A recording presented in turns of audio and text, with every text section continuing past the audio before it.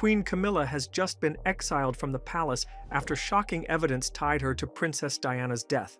William's rare Crown Integrity Act warrant led to her house arrest, a high-profile tribunal, and banishment to the Isle of Skye. Diana's letters, palace emails, and a $2.4 million money trail sealed her fate. King Charles III gets his shiny crown on May 6, 2023, and the whole thing pulls in 20 million UK viewers. Big day for the monarchy, right? Everyone's waving their little flags, and the British press is in overdrive about the new era and all that. But fast forward to 2025, and all that glitter is peeling off faster than cheap gold paint. Because now, the palace isn't talking about Charles's speeches or Camilla's outfits. It's stuck in the middle of a scandal that even Netflix couldn't script without someone saying, "Nah, too far-fetched." See, in March 2025, Prince William quietly kicks off something called Operation Orchid. And when I say quietly, I mean really quietly. No leaks, no whispers, not even a hint in the gossip columns. This wasn't about another PR mess over some photo op. No, this was a covert legal review digging into Princess Diana's final 3 days, August 28th to 31st, 1997, when she was in Paris. That's right, the last moments before the crash in the Alma Tunnel that the palace has been calling an accident for nearly 3 decades. Now, here's where it gets wild. Operation Orchid cracks open a sealed 2003 legal dossier, something everyone had basically dismissed. And inside, bombshells. It shows suspicious last-minute changes to Diana's security and, conveniently, redacted records from the French crash investigation. Yeah, because nothing says we're totally innocent like crossing out parts of official reports. It's not even subtle. And if that's not enough, in strolls an MI6 whistleblower with the kind of evidence you don't just misplace in a filing cabinet.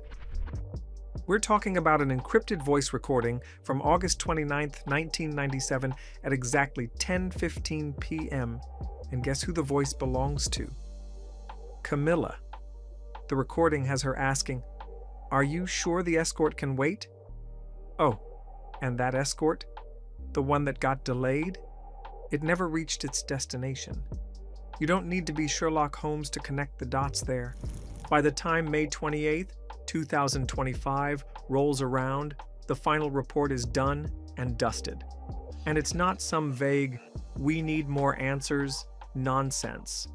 It flat out says Diana's security team, which was supposed to be 4 people, got slashed down to just 1 person minutes before she entered the Alma Tunnel. 4 down to 1. In the middle of Paris. At night. When every photographer in the city knew where she was. I mean, come on.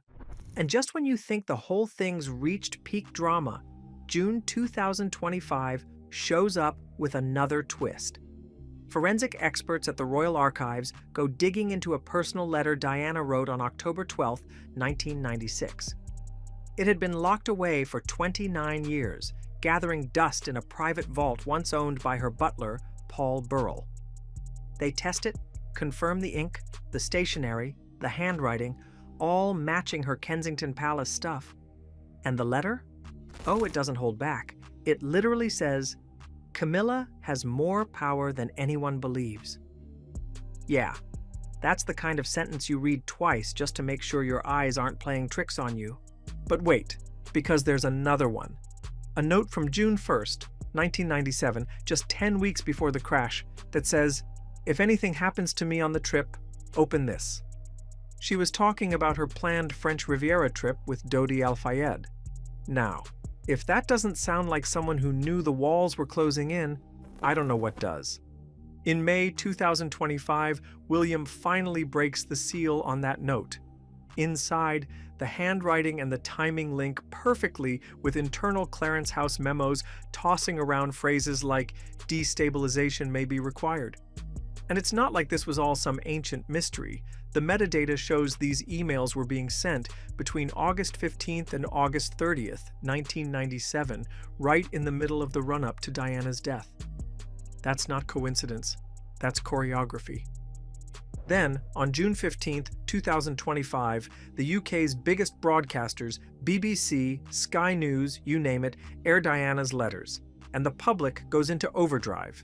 Within hours, Ronald Justice for Diana is trending in 81 countries. 81. This isn't just Britain losing it, it's a global outrage event. Parliament even launches an emergency debate. Suddenly, it's not royal family business anymore. It's state-level evidence on the record for the whole world to see.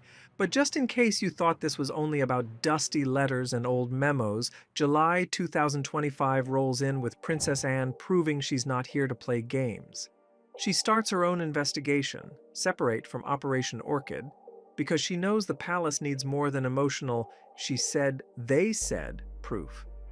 She ropes in Edward Septon, her go-to royal auditor, and they dig through Clarence House transactions from 1996 to 1998. And jackpot!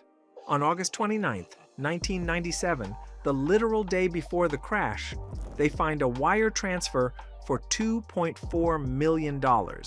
Where's it going? Some offshore trust in the Cayman Islands sends it to Lucentia Global, a Paris-based security logistics firm that no one in the royal payroll has even heard of. And here's the kicker. Lucentia isn't tied to MI6, isn't on any official palace list, and doesn't have so much as a paperclip contract with the crown. Its only notable job that weekend? Handling a vehicle escort reassignment and departure route changes from the Ritz Paris. Yep, the same Ritz where Diana and Dodi had their final dinner. The more they dig, the uglier it gets. Lucentia's local partner, Jean Monantler, later admits that disruption, their oh-so-professional term, meant pulling security escorts and switching up routes. And surprise, surprise, that's exactly what happened. Then they find emails between Camilla's aide, Harrison Dent, and Lucentia's UK contact. One, dated August 20th, 1997, has the line, "Final assurance required. Delays are non-attributable." That's basically spy speak for make sure it happens, but no one can trace it back. Cyber forensic teams go over the emails and confirm they're authentic. Not some tabloid Photoshop job, not some weird conspiracy theory meme floating around on Facebook, real, verified. And suddenly, this isn't just whispers in the corridors anymore, it's a financial trail, backed by bank logs, emails, and international money transfers, all pointing back to palace influence. So, to sum up, and I mean sum up because you told me not to go beyond these points, it's May 6th, 2023. Charles gets crowned in front of 20 million viewers. March 2025. William launches Operation Orchid. May 2025. The final report says Diana's security was slashed from 4 to 1. June 2025. Diana's letters go public, her warnings crystal clear, emails match the timing, and the whole thing trends in 81 countries. July 2025. Princess Anne follows the money and lands right on a $2.4 million transfer to a shady security firm whose only big gig was messing with Diana's final night. Every single detail stacks up, and it's not stacking in Camilla's favor. So here's where the palace drama stops being whispers and turns into a full-blown royal earthquake. On July 16, 2025, Prince William basically decided he's done with the quiet approach. He pulls out one of the rarest cards in the royal deck, a Crown Integrity Act warrant. This thing has only been pulled out a handful of times since it was written in 2019, and it's reserved for national-level betrayal. And yes, he slapped Queen Camilla's name right on it. No polite tea and scones meeting, no let's talk this over, behind closed doors. By 2:15 p.m. that same day, unmarked vehicles are rolling into Clarence House like a scene out of a political thriller. Inside, Camilla's sitting in her private study, probably still thinking she's untouchable. Then an officer comes in and drops the hammer. She's being confined on charges of treason and conspiracy. Not just misconduct, not bad optics, treason. Meanwhile, somewhere in the palace, King Charles gets handed the arrest order, and instead of ripping it up or throwing it in a drawer, he signs it. But not before saying 4 words that will probably haunt him for the rest of his life. For Diana. For the truth. And yes, he's crying while doing it. Fast forward less than 24 hours to July 17th, and Camilla's new life looks nothing like the one she's been living. She's locked away in the East Wing of Balmoral under 24/7 surveillance. Royal security? Gone. Private communications? Monitored. Her every move is now watched, logged, and reported. It's like going from queen consort to maximum security prisoner overnight, except the prison is a castle, which I guess is still technically an upgrade from most cells. And then July 18th hits and the whole thing blows up publicly. The news gets out and Twitter, or whatever we're calling it now, loses its collective mind. Over 4 million tweets in 12 hours. 4 million. Protesters swarm Buckingham Palace and Clarence House, holding signs, chanting, and basically making it impossible for the palace to spin this into some routine internal matter. This isn't damage control territory anymore, it's global front-page chaos. Then we move into the Westminster Tribunal, which kicks off on July 24th, 2025.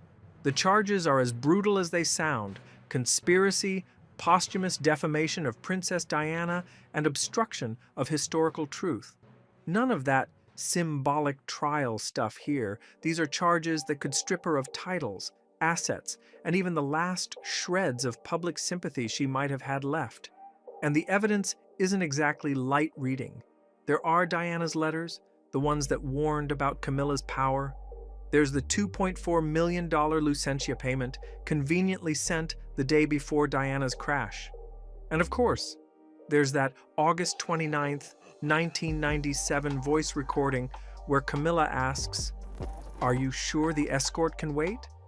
A question that will go down in royal history as one of the most damning sentences ever caught on tape. But July 25th is the moment everyone remembers. Prince William takes the stand, looks the tribunal straight in the eye, and reads from his mother's letter, "They want me out of the way." The room goes silent. It's the emotional peak of the entire trial, the kind of moment you can't write into a script without someone calling it too cinematic. His voice doesn't shake. He doesn't ramble. He just delivers the line like a son who's been carrying the weight of that sentence for nearly 3 decades. By July 28th, the verdict is in guilty. Camilla's stripped of her ceremonial roles, banned from inheriting any future royal assets, and sentenced to indefinite exile. Her new home?